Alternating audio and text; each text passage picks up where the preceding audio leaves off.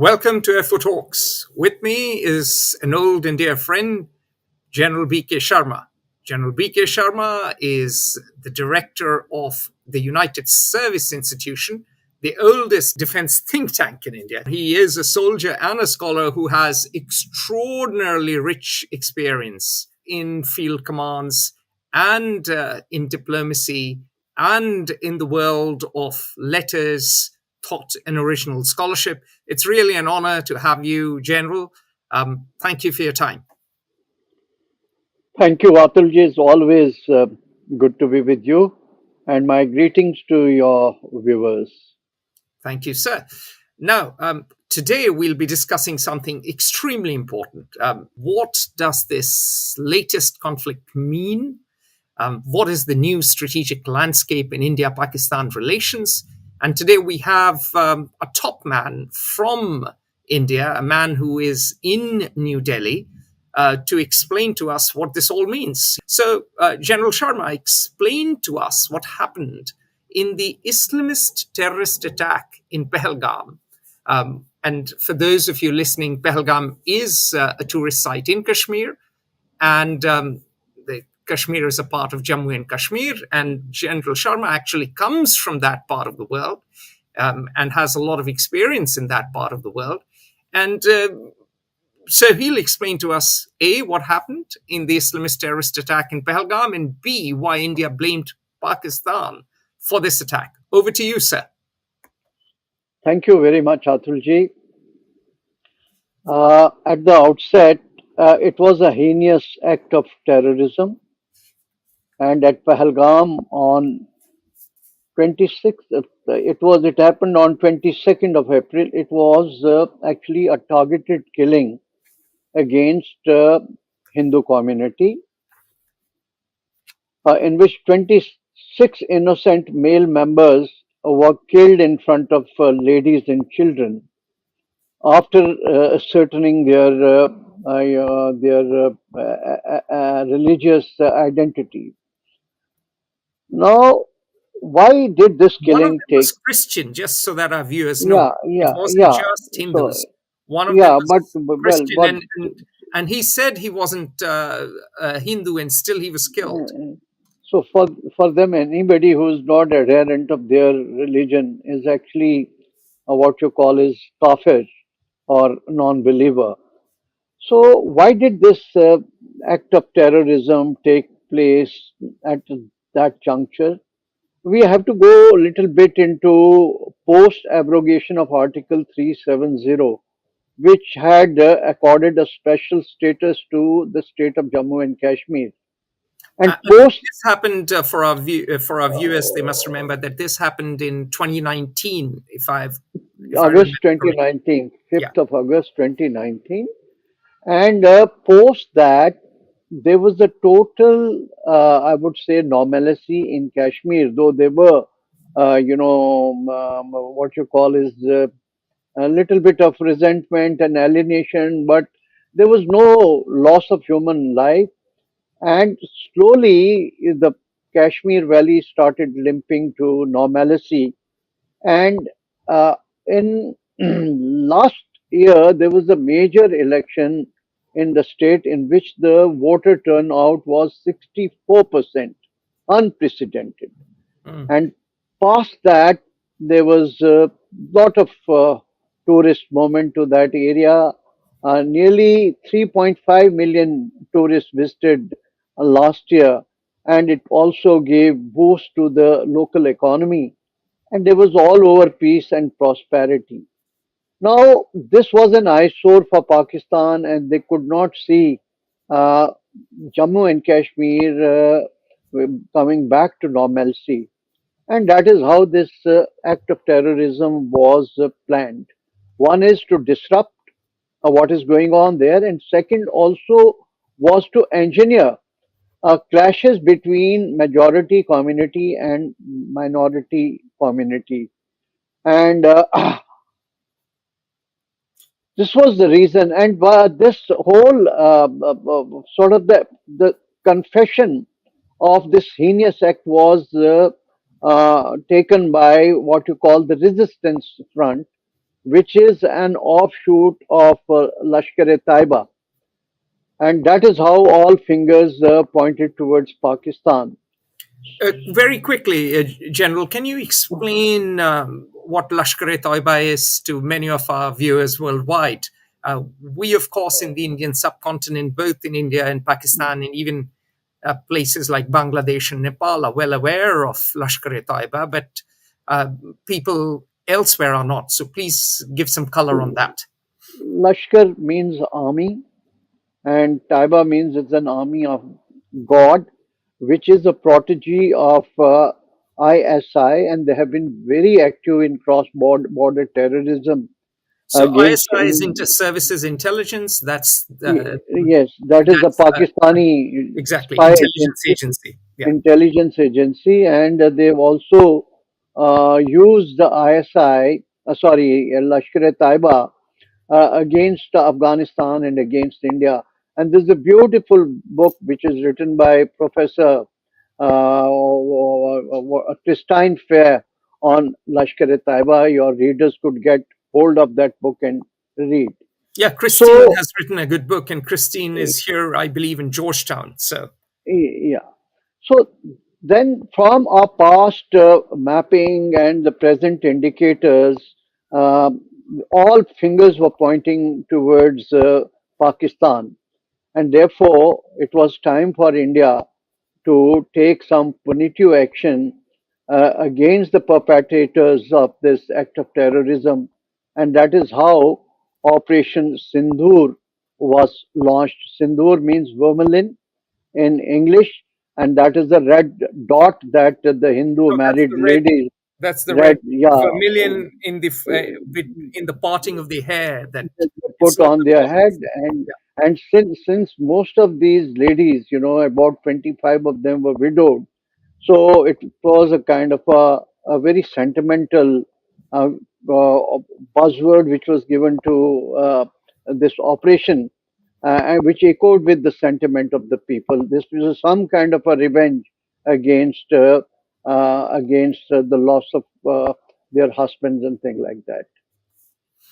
I see. So that explains two things. That explains, why Pakistan potentially did it, and why it had the incentives to do it, and why India blamed Pakistan. Now, let's talk about the role of the then general and now Field Marshal Sayyid Asim Munir Ahmad Shah, who is the chief of army staff of Pakistan, in reality, the man who really runs Pakistan. And he's a man with roots in Jalandhar. He's the son of a teacher who was also an imam, and the winner of the Sword of Honor in the Officers Training School, Mangla. So seems to be quite an ideological character. He was also head of ISI, and seems to be, in some ways, a high flying officer. So, what do you think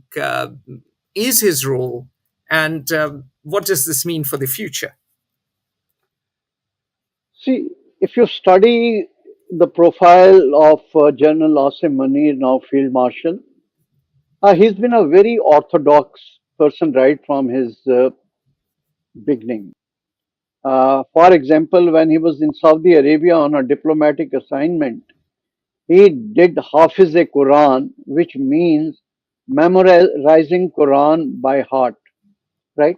And vis-a-vis many other top military officers of Pakistan Army, he is not Western educated. Mostly he's done some courses of instructions in Malaysia, Japan, but he's never been on the other side of the Atlantic Ocean. And right from the beginning, he has exhibited very orthodox and extremist tendencies, and has been a hardliner vis-a-vis India, be it in his appointment as Director General of Military Intelligence or Director General of ISI. In fact, when Pulwama had happened, that terrorist attack had happened in 2019, when India had launched Operation Balakot, that time he was DG ISI.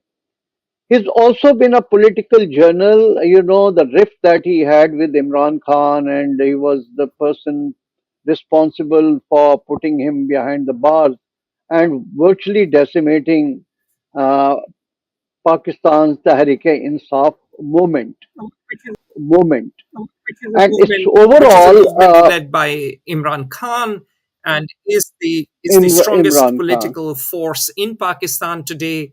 But the elections have been Yeah, manipulated by the military, and they have brought back yeah, members of the old political dynasties into power. And so Asim Munir, what General Sharma is saying, is a key architect of that new interference. In some ways, then he reminds me of General Ziaul Haq, sir. yeah. So what happened that since he had orchestrated uh, the fall of Imran Khan, there was so much of resentment against him. I am told by some of my friends that before this operation happened, Pakistan military was very shy, even their personnel were very shy of going in uniform to public places because there was very strong sentiment against them. Now, this guy made three important speeches invoking two nation theory. One he made in Khyber Pakhtunistan area when he was addressing what you call Isloya Jirga, that is the assembly of elders, when he talked about two nation theory, which means that Hindus and Muslims are two different people, two different cultures, customs, traditions, and aspirations, and therefore they cannot coexist. And this message of two nation theory should be taken to the future generation. He again repeated this speech on 16th of April this year at Islamabad while addressing Pakistani diaspora members.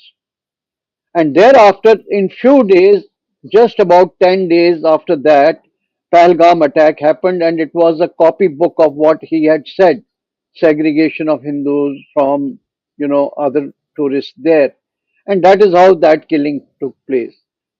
Even after that killing on 22nd of April, on 26th of April, he made another speech at Pakistan's military academy at the time of passing out. Again, he reiterated the two nation theory and urged passing out Pakistan military cadets to fight, or to to launch jihad against infidels. So, if we put everything together and the way this act was committed by them, all fingers were pointing out towards Pakistan. Though there are many people who say, in a very gullible manner, that India had no evidence and they should have only taken this action only after some evidence was shown to the world community. But well, did United States of America show any evidence to anybody? Right?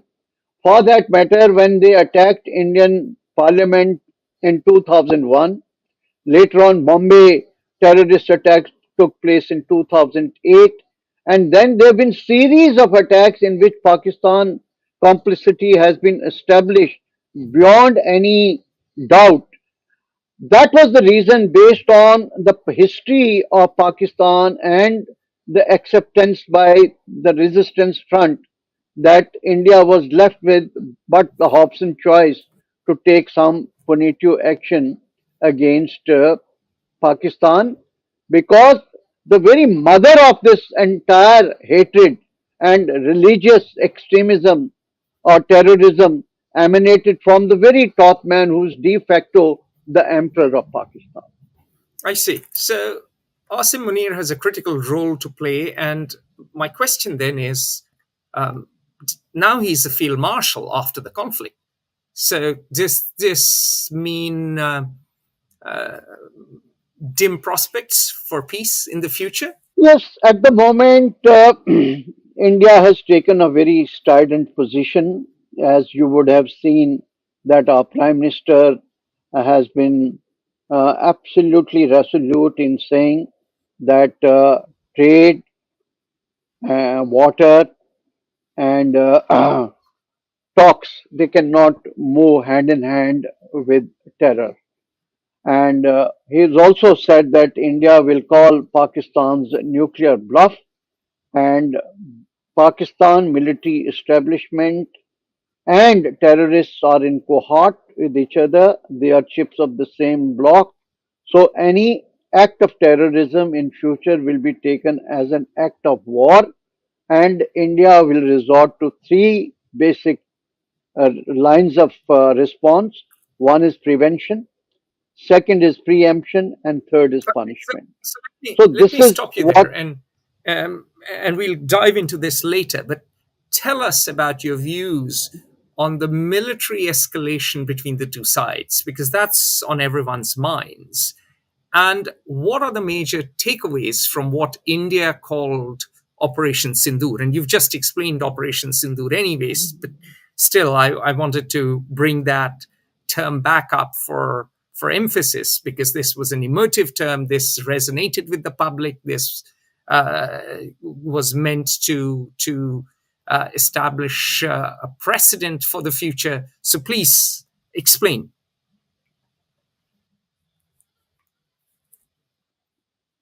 in the past India has had used strategic patience against Pakistan in the wake of sensational terrorist strikes.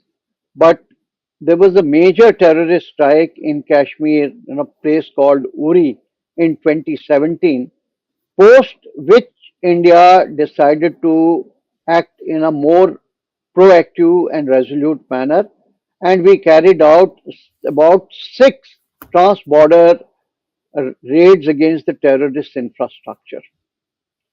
Another act of terrorism took place in 2019 when they killed about 46 personnel of Central Armed Police Forces, and India then launched an airstrike into Balakot against the terrorist camp.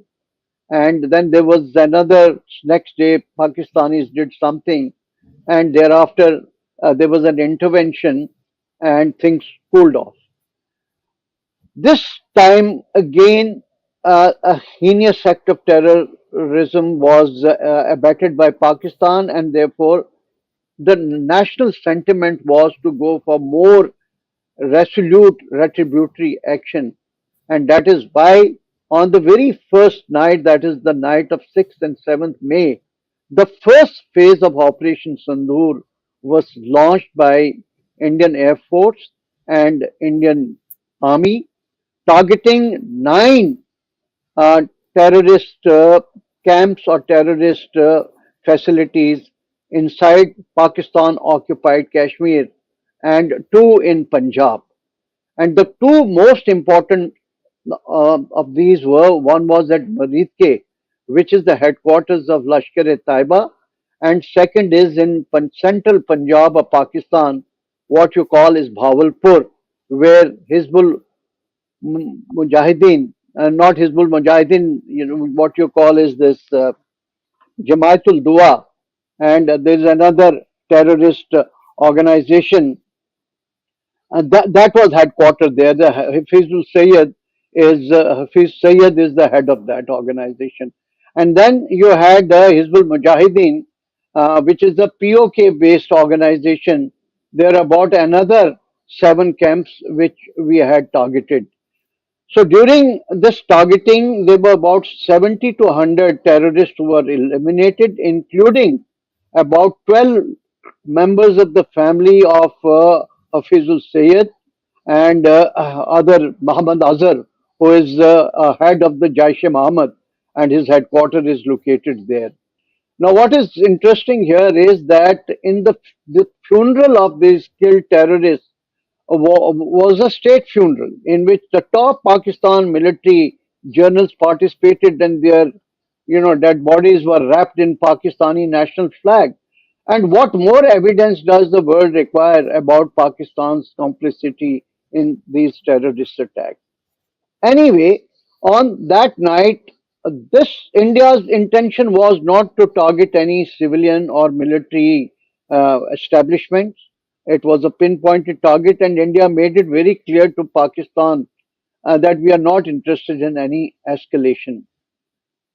That night also some air action had taken place. Maybe I can talk about it a little later, in which possibly, as CDS had said, Chief of Defence Staff during Shangri-La dialogue, that there was some tactical mistakes from Indian side and perhaps there would be some loss of aircraft that night. How many we really don't know. Next day, there was a kind of a retaliation by Pakistan in which they launched about 500 drones, quadcopters, and missiles against India. But these were thwarted by Indian defense air defense system, which is mostly indigenous with part of Russia. We had developed our own indigenous air defense system, totally automated with artificial intelligence, clubbed with S-400 air defense Also, system. Israeli And there is Barak, one right? That's also there. Barak and Akash Tir, which is made by our own DRDO. So none of these Pakistani strikes were successful. There was hardly any damage that was caused by them. Thereafter, India again went for a major retaliation, and that is on the day of 10th May, wherein we targeted 11 of their airfields. Like some airfields in the province of Sindh were as deep as 350 kilometers using BrahMos, which is a cruise missile, supersonic, hypersonic cruise missile. We used that and targeted 11 of these airfields, including airfield called Noor Khan, which is right in the heart of Rawalpindi, very close to their strategic planning division, which controls their nuclear assets. And Prime Minister's house was just about 8 kilometers away, and GHQ, that general headquarters Rawalpindi, was in the close proximity. Now, this was penetrating through the entire air defense system of Pakistan, which is based on HQ-9 Chinese supplied air defense network. And we also did the electronic jamming of some of their facilities in Lahore and couple of other places. And Pakistan had no answer to this. It is at that juncture when they panicked, then there was a sort of a request from their DGMO around 3 o'clock in the afternoon to go for a ceasefire. And India agreed for that ceasefire. Maybe backdoor, there would have been some conversation with some American interlocutors. But the decision for India to accept the ceasefire was entirely its own and not due to any mediation or anything of that nature. Reason for that was that we had already accomplished our mission in terms of precision targeting of terrorist camps, and then upping the ante in the escalation ladder by going against their strategic airfields. And that is how that ceasefire came into, So, and it General holds Sharma, till date. it's very interesting you say that was entirely the Indian decision or entirely an Indian decision, because from where I sit in Washington, D.C., that's certainly not the perception. The perception is that US President Donald Trump leaned on Indian Prime Minister Narendra Modi. The perception is that Secretary of State Marco Rubio and Vice President J.D. Vance tag teamed, and the Indians gave in to pressure. So it's very interesting to hear a perspective on Delhi, which is very different to Washington. In a few years, historians will indubitably thrash out the truth of the matter. But let us move on and talk about the Pakistan-China strategic nexus, which you've often spoken about in the No, past. please permit me to respond to what you said. Mhm. Suppose when India was on an ascendant side, what was the compulsion for India to accept some mediation from any side? You can tell me. And what was the reason for President Trump, even before Indian side had announced it, to just to do that message on the Twitter or X and announce it? And what has happened subsequently?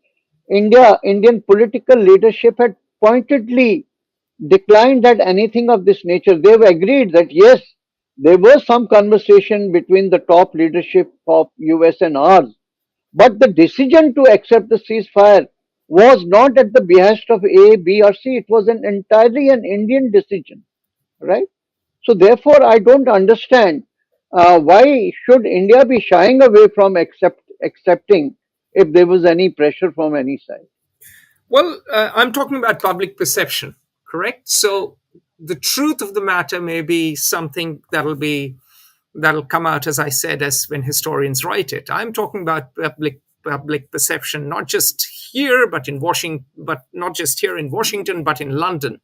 And the government can say all it wants, but the perception is that Donald Trump exerted pressure and his administration exerted pressure because Pakistan was uh,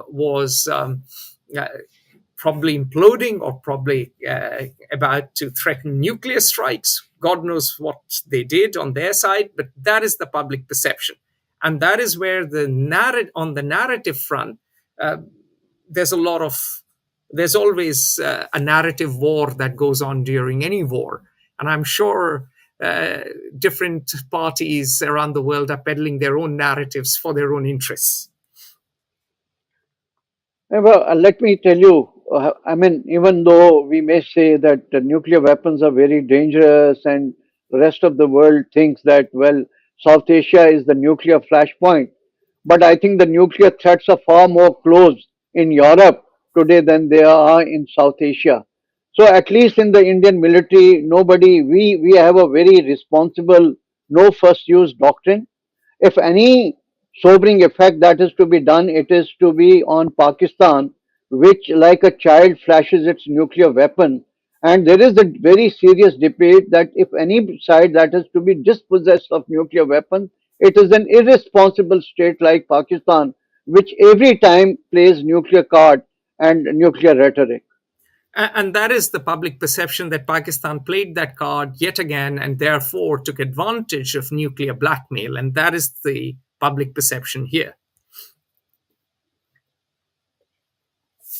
Anyway, moving on to something you've talked about over the years and something you have a fair degree of expertise on because you go to China. In fact, you go to Russia as well and you speak Russian. And so you are best placed to talk about the Pakistan China strategic nexus during this conflict and its future complexion.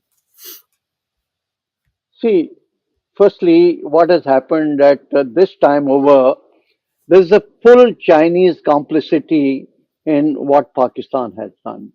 Right from the beginning, when Pahalgam happened, Chinese media was parroting the Pakistani narrative, making statements like is playing a very important role in combating terrorism.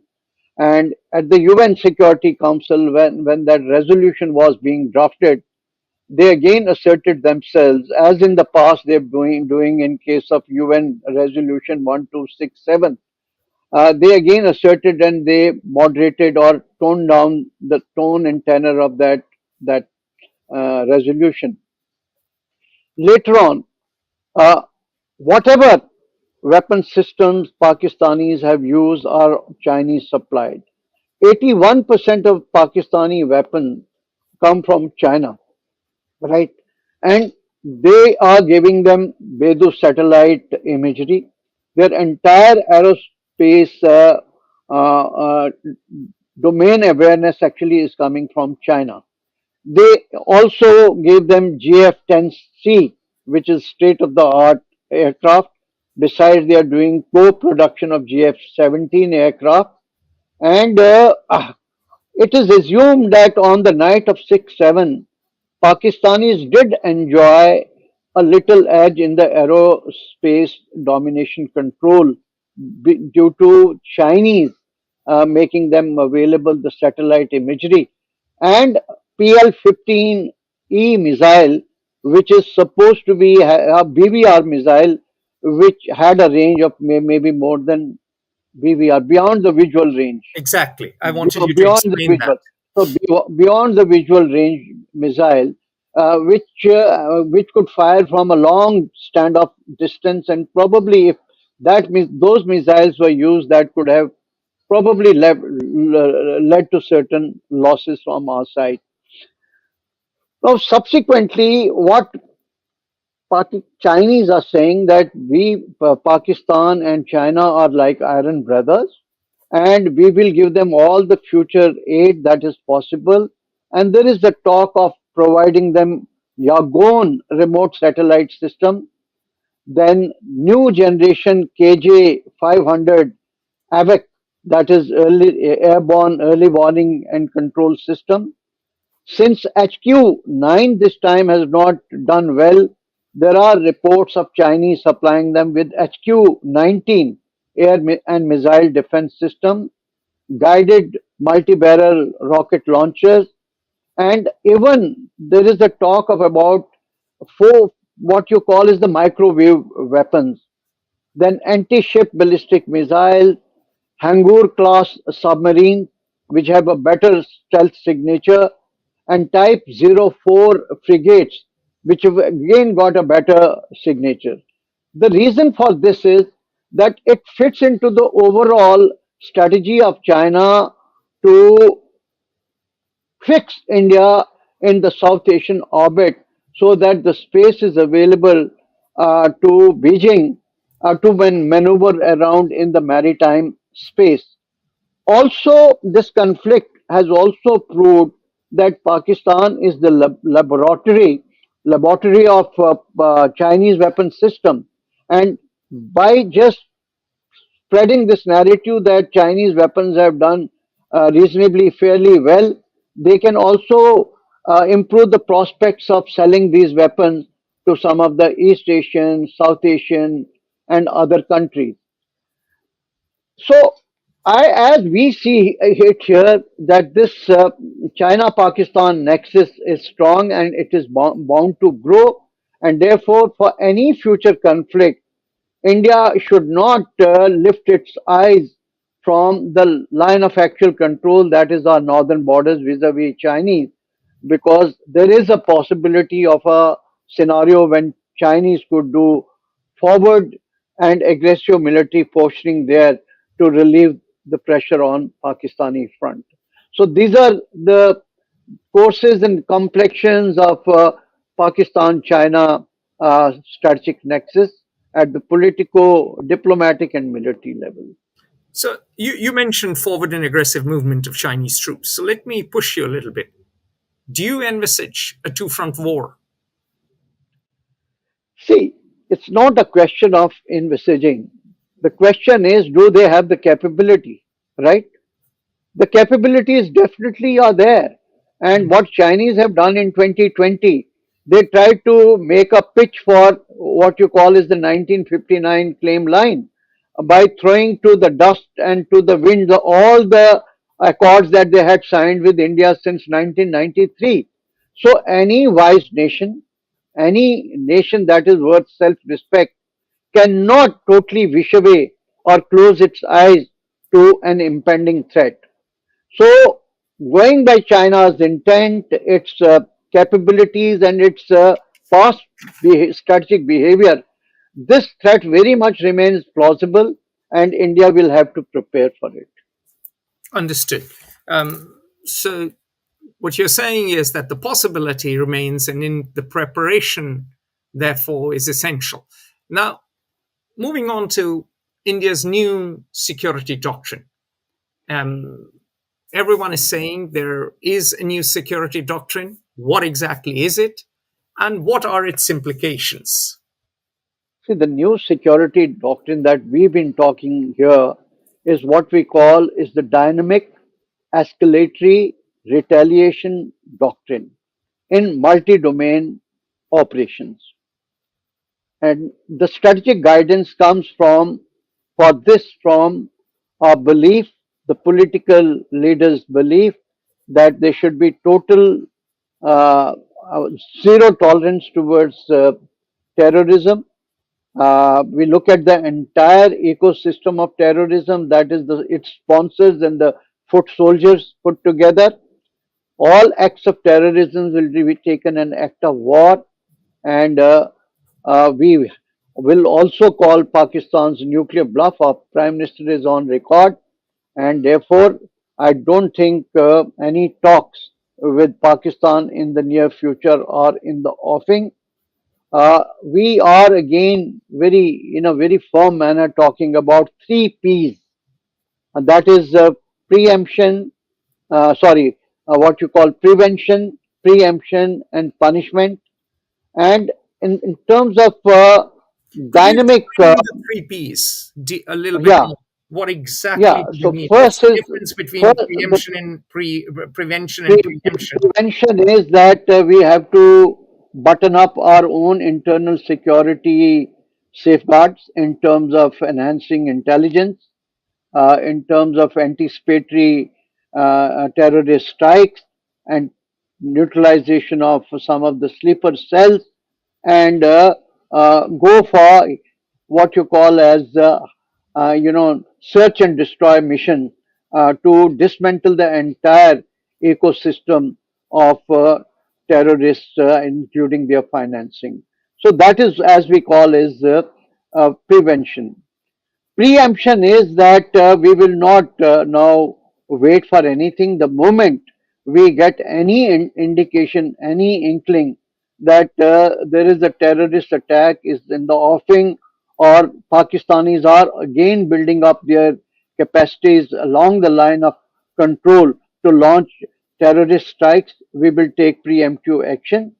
And should Pakistan complicity be fully established, then we will go for retributory actions or punitive actions. What we call is the punitive deterrence capability against Pakistan. And all this now is going to be in the multi-domain operations when we are going to combine non-kinetic and kinetic means. For example, this time the whole punitive action started with the holding in abeyance the Indus Water Treaty. There are five rivers which flow from India So into Pakistan. let me Right. just stop you very quickly. Just explain to our viewers the difference between kinetic and non kinetic, because military men understand it, but Yeah. often laymen don't. So, so non-kinetic means are non-military means. That means you're not using your missiles or any explosive or any hard military platform. This, so that entails like water as a tool of strategic coercion. Second is, your uh, use of cyber weapons, right? Uh, it's psychological operations in the cognitive domain, right? So these are some of the non-kinetic means, whereas kinetic means are what we've been seeing day in and day out. So this multi-domain operations, we want to achieve a certain degree of supremacy in terms of sensor shooter interface, sensors right from space down to the man with a binocular. Shooter is from a pistol or a bayonet right up to whatever you call is maybe a space weapon. And then we would like to look at the flawless, seamless logistic supply chain, use of simulators for training in near virtual or augmented reality environment. And the heart of this is, what you call is EW, electronic warfare, cyber warfare, and then AI driven command, control, communication, intelligence, and surveillance system. So we are heading in that direction, and at the moment, our effort is to produce indigenous system so that you do not rely on any outside agency. And again, due to some disruption, then we will have to look over our shoulder. So this is what India's what you call is the dynamic escalatory retaliatory doctrine, which is based on multi-domain operations and nation disruptive technology entails. Now, let me ask you about Indus Water Treaty. And this, the 1960 treaty that survived the 1971 war, that survived 1998 Kargil, conflict that survived all the terrorist attacks 2001, 2008, and continued till 2025. It's been suspended. Does that mean there will be water wars now? Well, there won't be any water wars per se, but when we signed this Indus Water Treaty, that means there are these six rivers. Three are the northern rivers, which is Indus, Jhelum, which flows through Kashmir, and Chenab, which again is from the southern part of state of Jammu and Kashmir, or you can call it Union Territory. Now India uses 20% of those waters and 80% flows into Pakistan, and three southern rivers in the plains, which is Ravi, Satluj, and Bias. India has 100% control over those waters. So, what we have done when we signed this treaty, it was with a responsible state. The spirit was that, well, this water will help them in their agriculture and they will attain prosperity and they will stabilize and become a responsible state. But what we are witnessing today, you're dealing with a rogue and a terrorist state. So, therefore, India as a upper riparian state reserves the right of putting uh, this treaty into abeyance till Pakistan stops cross-border terrorism. So this is our condition, that you behave like a normal civilization state which respects international treaty obligations, and then we can talk about the water. So we may have the capacity to alter the flow of these rivers and disrupt the cropping pattern in Pakistan, and thus use it as a tool of strategic coercion, with the hope that Pakistan stops cross-border terrorism, and then we can renegotiate the treaty all over again. Pakistan has said that'll be a casus belli, and it would be a threat to the livelihood of hundreds of millions. Pakistan is largely an agrarian state, and they will have rivers of blood flowing should India try anything with the Yeah, Indus waters yeah. and Indus and its tributaries waters. So, well, then why is Shahbaz Sharif talking about uh, initiating talks with India, including on water, terrorism, Just and so trade? that our viewers know, Shehbaz Sharif is the Prime Minister of Pakistan. Yeah. So why is he talking about He's the talks brother of now? Nawaz Sharif, who was Prime Minister earlier. He comes from Yeah. the Sharif political So so family. Over so to you, so sir. why is he talking about resuming these talks? Some hate is actually being felt there, right? And it is the people of Pakistan who will hold their government and their military accountable. That is exactly what was happening. Why is Pakistan's economy today is in doldrums? That they're with a begging bowl going to IMF, Chinese, UAE, Saudi Arabia. What has happened? India has not harmed their economy. So if little push will come to the shore. Very quickly, for historical context, our viewers should know that when India and Pakistan became independent, Pakistan actually had better irrigated land. Pakistan was actually better poised for economic growth. Pakistan was also a Cold War ally uh, of the US, and Pakistan indeed had a certain industrialization in the late 50s and 1960s.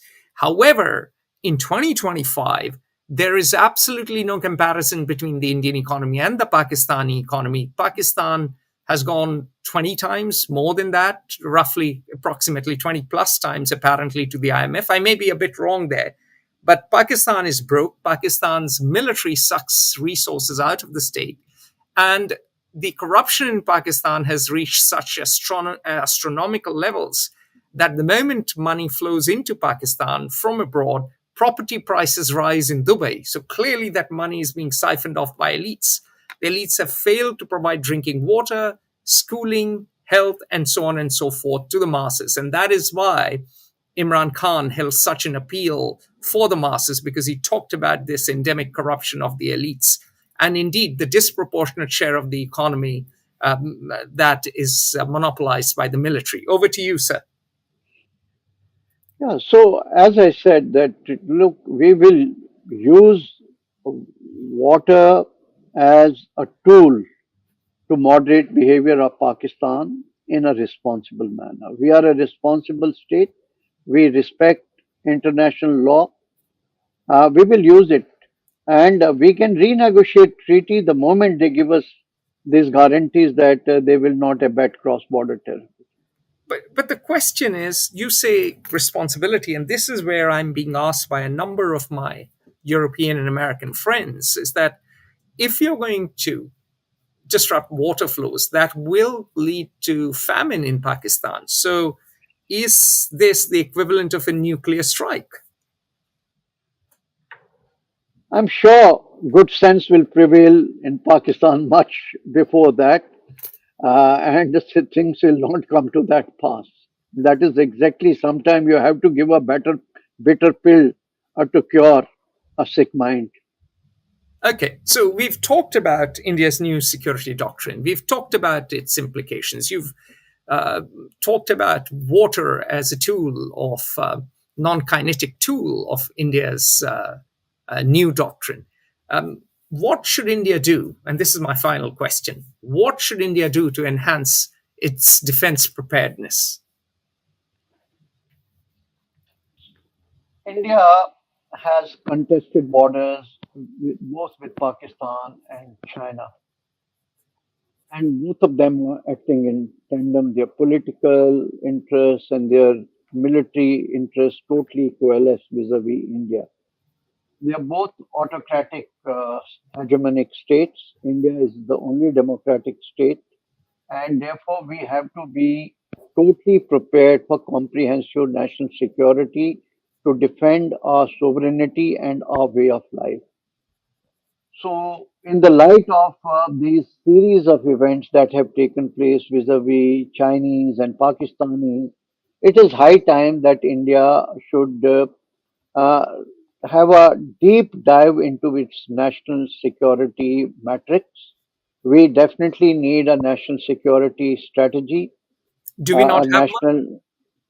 We do not have one that is articulated, and maybe we will not put one in the public domain, but we need to have one such document which is in sync with the geopolitical realities and the strategic security challenges which are staring us in the eyes.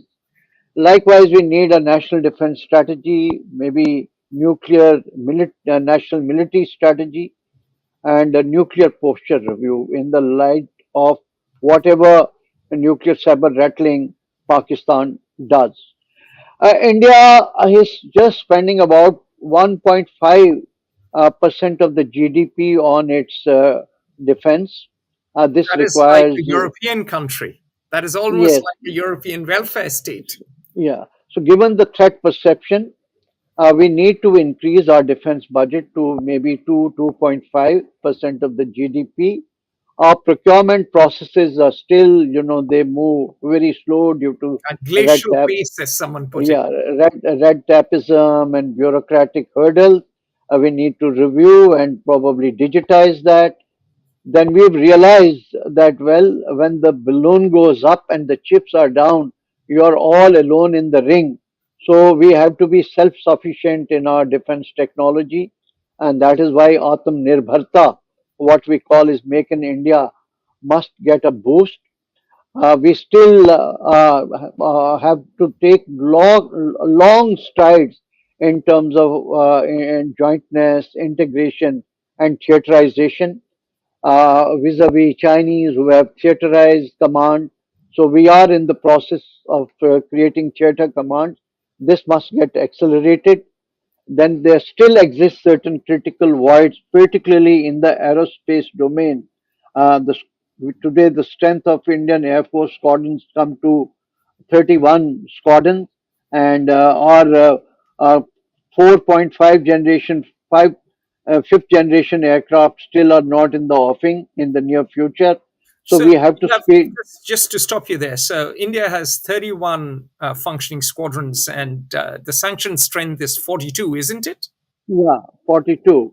So we have to boost up that strength and have our own aircraft like Tejas 1 and Tejas 2, for which we need engines, 404 or 414 engine from United States of America. Then there is another, what you call a AMCA series of aircraft that we want to indigenize or do and domestic production of that. It will take another 10 years, so these must get speeded up. A lot of investments have to be made in artificial intelligence, machine learning, what you call is the big data analytics, supercomputing, because lethal autonomous weapon systems or quasi autonomous weapon systems is going to be the weapons of future. So investment in that. Then our strategic communication still is not up to the mark. We've seen it that many a times, though India is morally on a high ground, but our strategic narrative or communication, it is quite disparate and diffuse. So a lot of sort of effort has to go into that. We've seen all the wars in Ukraine and elsewhere that today it is not only the militaries, but the entire nation fights together. So we want to adopt a whole of government and whole of nation approach in which not only the government agencies, military, but your academia, your research institutions, your industry partners all act in tandem and towards a common purpose. So this needs to be institutionalized. And last, I think we can say that we are living in a new era that is characterized by what you call is VOCA, uh, that is VUCA, volatility, volatile, uncertain, complex, and volatility, ambiguous. uncertain, complex, ambiguous, and I will add two more to that: hyperconnectivity, as you've seen through social media, and disruption.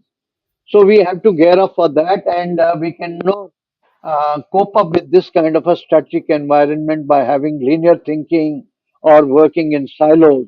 So we need to develop, these skills in critical thinking, remove the cognitive biases, uh, address the blind spots, overcome mental maps and group thinking. So we need a new crop of multi-domain experts who can put their minds together and sort of find some very, very innovative solutions to these very, very complex national security issues.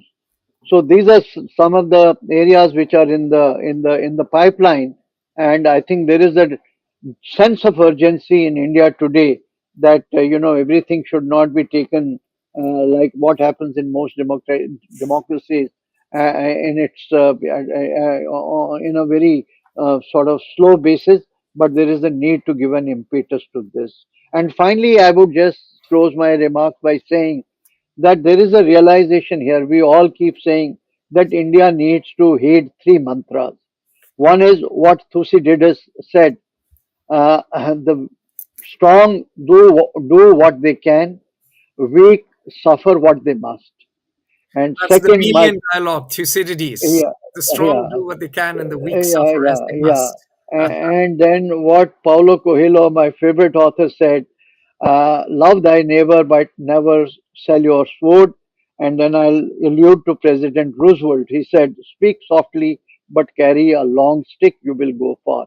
I think You're these are talking the about three Teddy Roosevelt here. yeah. So these are the three mantras I think we should heed here in India.